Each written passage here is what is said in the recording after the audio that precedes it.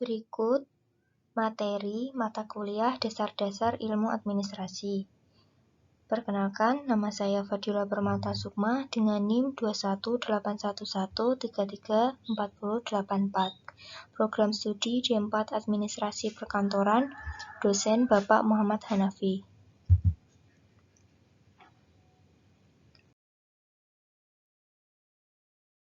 Materi selanjutnya, ilmu manajemen. Pengertian manajemen.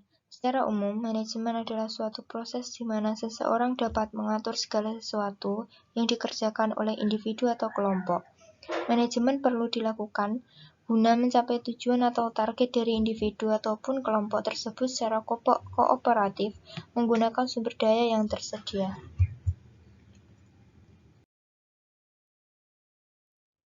Enam unsur kegiatan manajemen. Yang pertama, manusia. Dalam kegiatan manajemen, sumber daya manusia membuat rencana dan tujuan yang ingin diraih. Untuk itu, tanpa adanya manusia, kegiatan manajemen tidak akan pernah ada. Yang kedua, uang.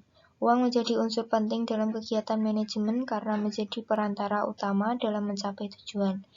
Biaya operasional dalam sebuah kegiatan manajemen tentu membutuhkan uang agar dapat berjalan dengan baik. Yang ketiga, material.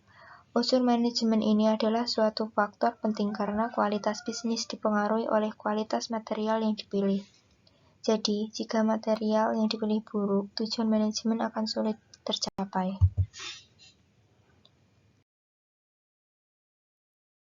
4. Mesin.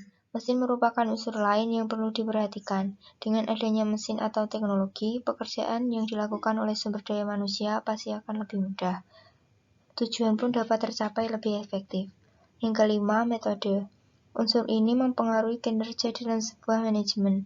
Jika metode yang dibuat berdasarkan target, fasilitas, waktu, uang, dan kegiatan bisnis, kegiatan manajemen pasti akan berjalan dengan lancar. Unsur ini juga perlu mendapat campur tangan manusia agar dapat tercipta dengan baik. Yang keenam, pasar. Unsur ini terbilang krusial karena sebuah bisnis hanya dapat berkembang jika telah dikenal di pasaran. Unsur pasar dipengaruhi oleh unsur material karena barang atau jasa yang laku harus memiliki kualitas yang baik.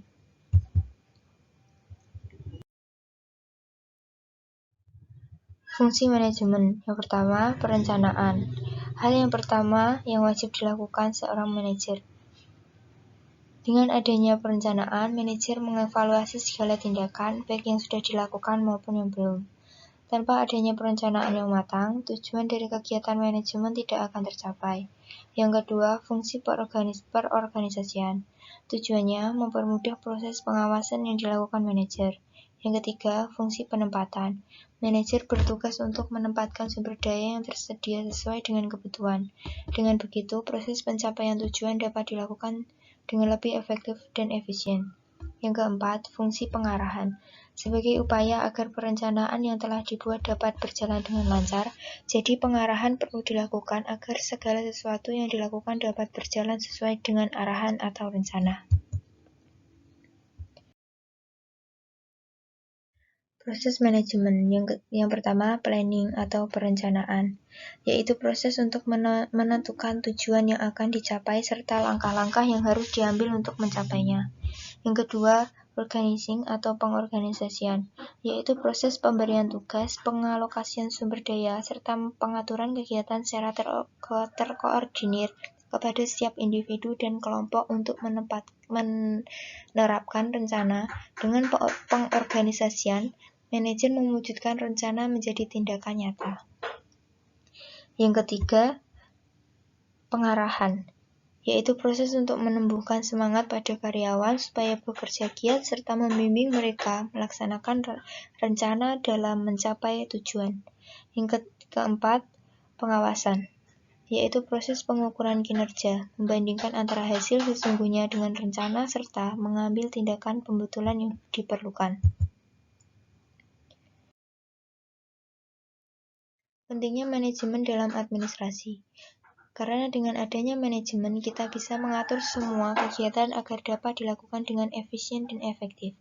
Dan administrasi merupakan suatu fungsi yang memegang peranan yang sangat penting terhadap tercapainya kelancaran usaha kegiatan.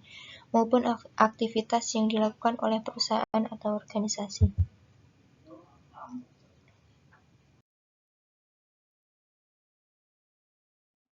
Materi selanjutnya, sistem informasi. Pengertian sistem informasi.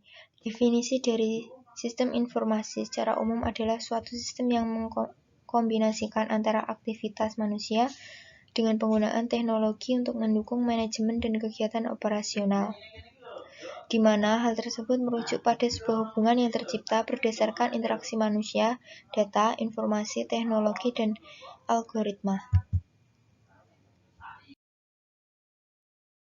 Tujuan sistem informasi. Tujuan dari pengembangan sistem informasi adalah untuk menghasilkan sebuah produk yang berisi kumpulan informasi. Sebuah sistem tentunya melibatkan berbagai jenis dan tipe data yang mampu diolah agar dapat ditampilkan dengan mudah kepada pengguna.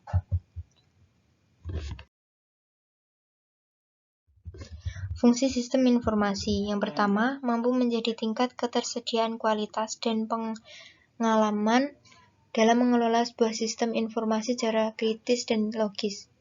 Yang kedua, mampu meningkatkan produktivitas kerja pada seluruh stakeholders. Yang ketiga, mampu menganalisa dan meminimalisir terjadinya kerugian dari sisi ekonomi. Yang keempat, memberikan aksesibilitas yang baik kepada pengguna. Yang kelima, dapat mencapai tujuan perusahaan secara cepat berdasarkan dukungan data yang dapat dipertanggungjawabkan. Manfaat sistem informasi. Yang pertama, meningkatkan efisiensi dalam efektivitas data secara akurat dan real time. Yang kedua, memudahkan pihak manajemen untuk melakukan perencanaan, pengawasan, pengarahan, dan pendelegasian kerja kepada semua departemen yang memiliki hubungan atau koordinasi. Yang ketiga, meningkatkan kualitas sumber daya manusia karena unit sistem kerja yang terkoordinasi dan sistematis. Yang keempat, meningkatkan produktivitas dan penghematan biaya dalam organisasi.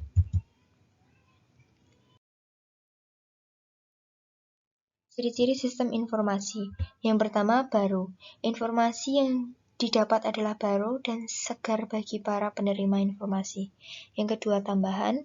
Informasi dapat diperbarui atau memberi tambahan terhadap informasi yang sebelumnya telah hadir. Yang ketiga, kolektif. Informasi yang dapat menjadi suatu koreksi dari informasi yang salah sebelumnya. Yang keempat, penegasan. Informasi yang dapat mempertegas informasi yang sebelumnya telah ada. Komponen informasi. Yang pertama, komponen input, data yang masuk ke dalam sistem informasi. Yang kedua, komponen model, kombinasi, prosedur, logika, dan model matematika yang memproses data yang tersimpan pada basis data dengan cara yang sudah ditentukan untuk menghasilkan keluaran yang diinginkan. Yang ketiga, komponen output, yaitu hasil informasi yang berkualitas dengan dokumentasi yang berguna untuk semua tingkah manajemen serta semua pemakaian sistem. Yang keempat, komponen teknologi. Alat dalam sistem informasi teknologi digunakan dalam menerima input, menjadikan model, menyimpan dan mengakses data, menghasilkan dan mengirimkan output, serta memantau pengendalian sistem. Yang kelima, komponen basis data. Kumpulan data yang saling berhubungan yang tersimpan di dalam komputer dengan menggunakan software database. Yang keenam, komponen kontrol. Komponen yang mengendalikan gangguan terhadap sistem.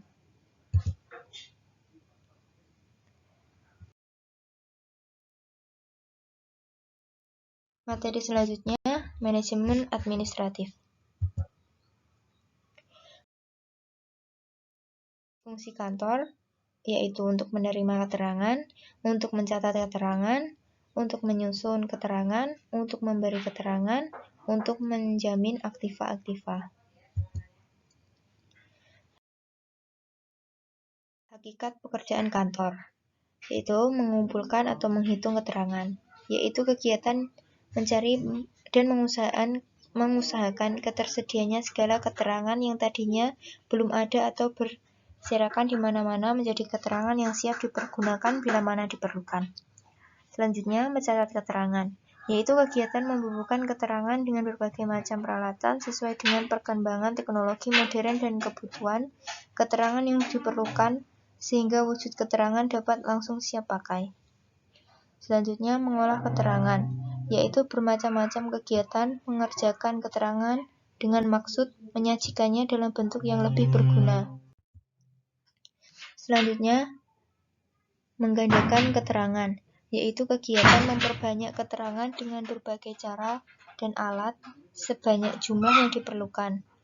Selanjutnya, mengirim keterangan, yaitu kegiatan menyampaikan keterangan dengan berbagai cara dan alat dari suatu pihak ke pihak yang lain. Selanjutnya, menyimpan keterangan, yaitu kegiatan menaruh atau meletakkan keterangan dengan berbagai cara dan alat di tempat tertentu sehingga lebih teratur, sistematis, dan aman.